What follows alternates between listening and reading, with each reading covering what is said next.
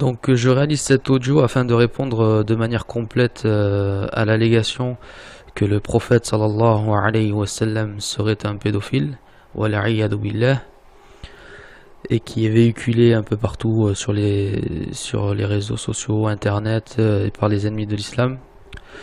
Donc je le précise immédiatement, ceux qui s'attendent à ce que j'utilise les théories apparues récemment, comme quoi Aïcha radiyallahu anha aurait en réalité 12, 16, 17, 18 ou 19 ans, sont mal tombés, car pour ma part ce sont des théories qui ont eu pour but encore une fois de vouloir plaire aux mécréants, et pour que cette version concorde avec les idéaux modernes occidentaux. Et d'ailleurs c'est une allégation qui est nouvelle, on pourrait dater cela du XXe siècle, puisqu'avant aucune mention de ce fait par les détracteurs de l'islam, et vous allez comprendre pourquoi.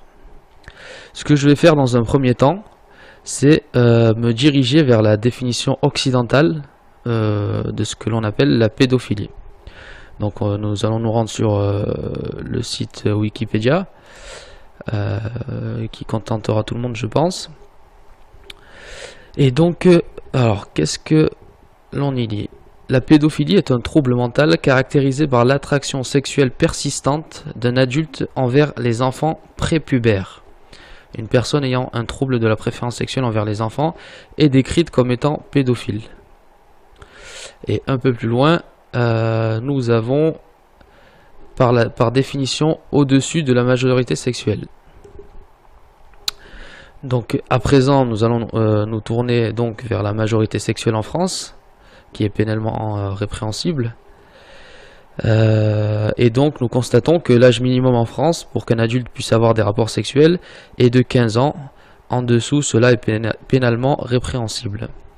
Donc le premier constat, c'est que cet âge a été défini comme cela dans le code pénal français. C'est donc une limite d'âge qui est subjective et relative, puisque dans d'autres pays, cela varie.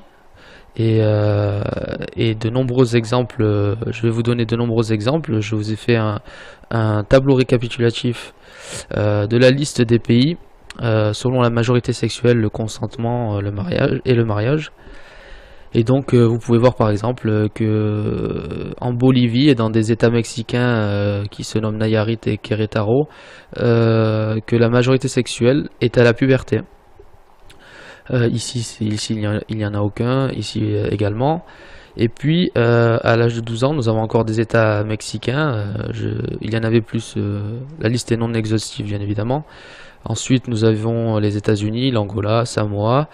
À l'âge de 13 ans l'Argentine, encore un état mexicain, le Nouveau-Léon, Chine, Corée du Sud, Comores, Niger. Et à 14 ans encore Brésil, Chili, Équateur, Paraguay, Pérou, Portugal, Allemagne, Italie, etc. Donc, nous avons en dessous une carte du mariage aux États-Unis, et dont 25 États américains n'ont pas d'âge minimum légal pour se marier. Donc vous avez Washington, la Californie, Nevada, etc. etc. Et certains même c'est de 13 à 15 ans, donc comme l'Utah ou le Kansas ou la Caroline du Nord. Donc ce que l'on constate, c'est donc que d'un état ou d'une culture à une autre, l'âge de la majorité sexuelle varie, et ceci est légiféré par des politiques, et le contexte social et les mœurs sont des facteurs importants quant à l'abaissement ou l'augmentation de l'âge minimum. À présent, nous allons voir ce qu'est la puberté et ce qu'elle engendre comme modification corporelle et hormonale. Donc toujours sur Wikipédia, la puberté est une étape de développement qui est atteinte lorsque les organes de la reproduction sont fonctionnels. Chez l'humain, elle désigne la transition de l'enfance à l'adulte. La transition de l'enfance à l'adulte. Il faut bien que vous reteniez toutes ces informations pour ce qui va suivre. Elle se signale notamment par une croissance rapide due aux hormones de croissance et le développement des caractères sexuels primaires et secondaires dus aux hormones sexuelles, avec de notables changements comportementaux, notamment un besoin accru de sommeil lié à un décalage de libération de la mélatonine. Plus bas, nous avons donc la période de la puberté. Donc bon, pour l'homme, c'est pas ce qui nous intéresse aujourd'hui. Nous allons regarder pour la femme. Donc, démarrage, généralement entre 9 et 16 ans plus tôt que chez les hommes, alors que la première manifestation de la puberté survient en général entre 9 et 12 ans chez les filles, avec le développement des seins. On parle de puberté précoce quand le développement des caractères sexuels secondaires, seins, poils, survient avant l'âge de 8 ans chez une fille. S'il est vrai que le démarrage de la puberté est variable selon les pays ou les ethnies, les filles deviennent pubères surtout à un âge plus précoce. Une étude danoise de 2006 établit que la puberté commence à un âge moyen de 9 ans et 10 mois, un an plus tôt que le résultat trouvé par une étude similaire en 1991. Donc, nous avons des ouvrages également qui ont traité ce sujet, notamment celui de Madame Northrup Christian, qui est gynécologue aux États-Unis, et qui est intitulé Mother, Daughter, Wisdom. Et nous avons aussi l'ouvrage du médecin John Bancroft, dans son ouvrage intitulé Human Sexuality and Its Problem, qui affirme donc qu'une femme peut être pubère dès l'âge de 9 ans. Je vous mets en lien l'étude danoise sur la précocité de la puberté chez la femme. Donc qu'est-ce qu'on en apprend? On apprend qu'une jeune femme qui atteint la puberté à 9, 10, 11, 12 ans est biologiquement capable d'avoir des rapports sexuels et d'enfanter, n'en déplaise à vos barrières mentales du XXIe siècle. Après avoir mentionné tout ceci, et que vous devez garder en tête, nous allons passer au cas du prophète alayhi salatu wassalam, avec Aïcha radhiyallahu anha. Donc effectivement, selon nos sources, dans la tradition prophétique, que l'on nomme communément hadith, le prophète sallallahu alayhi wa sallam s'est marié avec Aïcha à l'âge de 6 ans, et la consommation du mariage à l'âge de 9 ans. Donc, nous allons lire le hadith en question. Il a été rapporté, ces hadiths concernant son âge sont authentiques, hein, ils sont rapportés dans la plupart des grands recueils de hadiths. Donc, Aïcha dit, le messager d'Allah, sallallahu alayhi wa sallam, avait contracté le mariage avec moi alors que j'avais 6 ans, puis il consomma le mariage avec moi lorsque j'avais 9 ans. Voilà, après il y a plusieurs variantes. Une autre variante où elle dit qu'elle s'est mariée à l'âge de 7 ans. Donc ceci est un fait établi que personne ne conteste. En tout cas, pas chez les musulmans qui sont connaisseurs de leur religion un minimum et qui n'ont pas honte de la pression sociale qui est actuellement mise par les Occidentaux.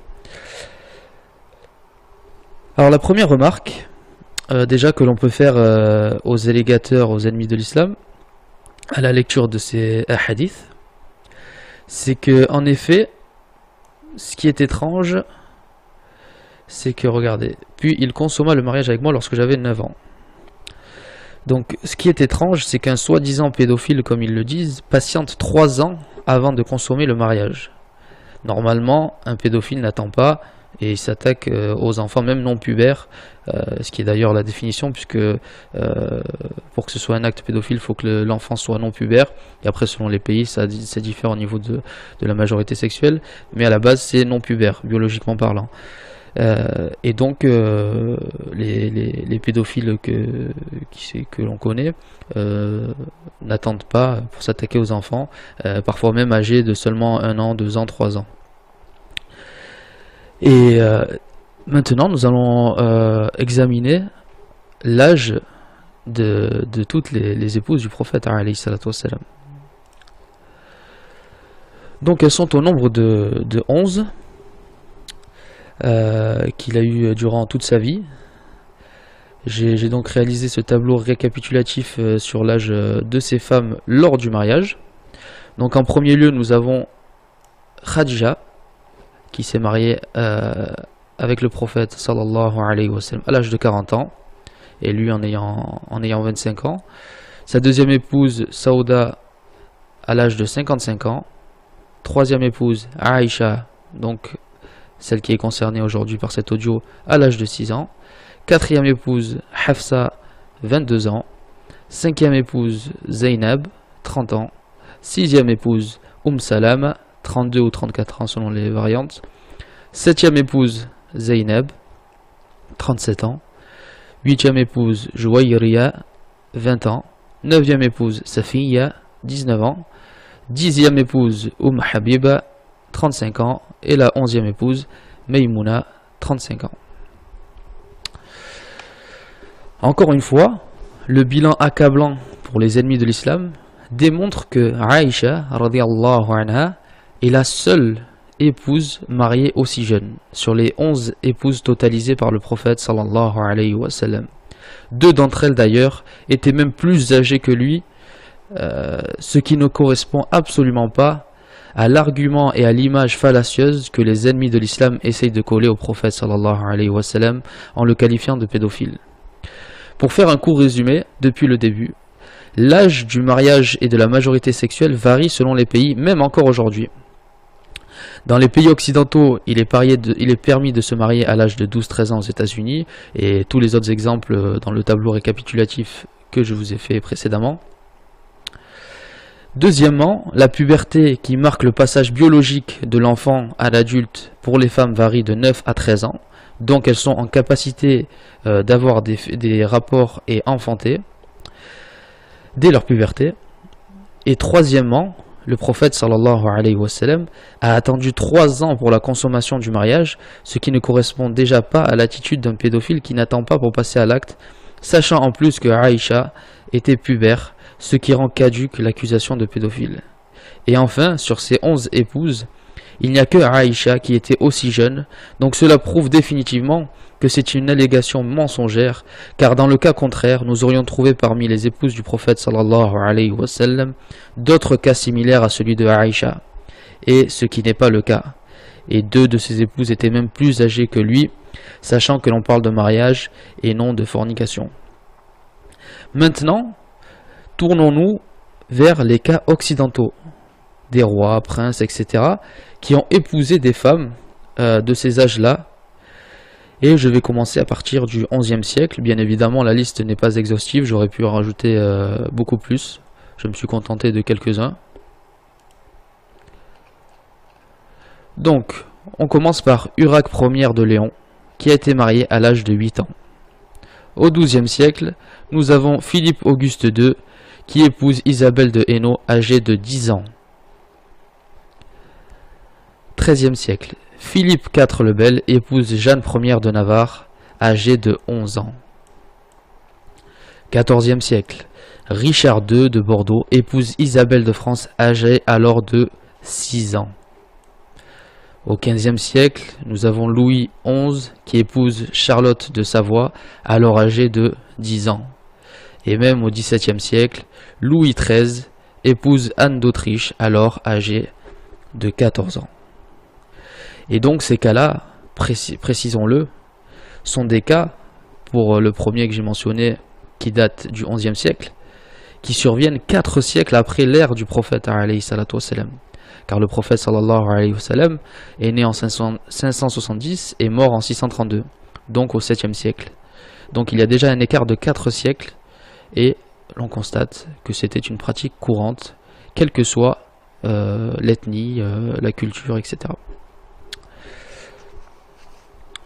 Et je pourrais énumérer ce type d'union encore longtemps, mais la question que l'on doit se poser à présent est: pourquoi cette allégation faite seulement depuis le XXe siècle, et qu'avant cela, aucune trace de cet argument pour discréditer le prophète alayhi salam?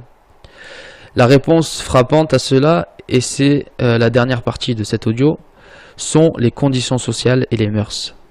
Car effectivement, chaque époque historique a ses propres conditions sociales, mœurs, coutumes et traditions. Et vous voulez calquer les mœurs et conditions sociales du XXIe siècle à une période qui date d'il y a plus de 1400 ans en arrière. C'est absolument illogique et stupide. Vous comparez notre ère post-industrielle moderne du XXIe siècle avec des mutations sociales, familiales gigantesques en l'espace d'un siècle, dominé par la technologie, la science, le progressisme, le libéralisme, capitalisme, féminisme et bien d'autres ismes encore, un bouleversement énorme des mœurs, principes et valeurs traditionnelles. Avec un système éducatif également qui fait que l'on commence nos études de 5 ans jusqu'à 17-18 ans environ pour le cursus classique du baccalauréat, et certains plus encore avec les facultés et universités. Ce qui engendre forcément une infantilisation des générations qui vivent au crochet de leurs parents et qui ne connaissent le sens des responsabilités de la vie réelle que tardivement. Alors que rien qu'à l'époque de nos grands-parents ou arrière-grands-parents, ils travaillaient dès l'âge de 9, 10, 11 ans, 12 ans, 13 ans, ce qui forcément engendre une maturité bien plus précoce qu'actuellement. Couplez cela avec les guerres, les famines, etc., et je ne suis pas remonté très loin dans l'histoire. Que dire il y a 1400 ans, en Arabie ou ailleurs, où les enfants sont très vite utilisés comme gagne-pain, obligés de travailler pour subvenir aux besoins de la famille, ne bénéficiant pas d'éducation. Ils n'ont pas d'autre choix que le labeur. D'ailleurs, en France, durant le Moyen-Âge, 95% des habitants vivaient à la campagne et étaient des paysans. Ils avaient un rapport à la vie naturelle et à leur instinct naturel complètement à l'opposé du nôtre aujourd'hui, citadin. Il faut tout simplement non pas examiner ces événements à l'aune du XXIe siècle, avec nos yeux d'occidentaux égocentriques, mais comprendre les époques et leur fonctionnement selon leurs conditions sociales, leurs mœurs, leurs valeurs, leurs coutumes, et non pas celles de notre époque actuelle. Je vous remercie pour votre écoute. Je pense avoir fait le tour du sujet et balayé de manière factuelle cette accusation fourbe et dénuée de tout fondement. Assalamu alaikum wa rahmatullahi wa barakatuh.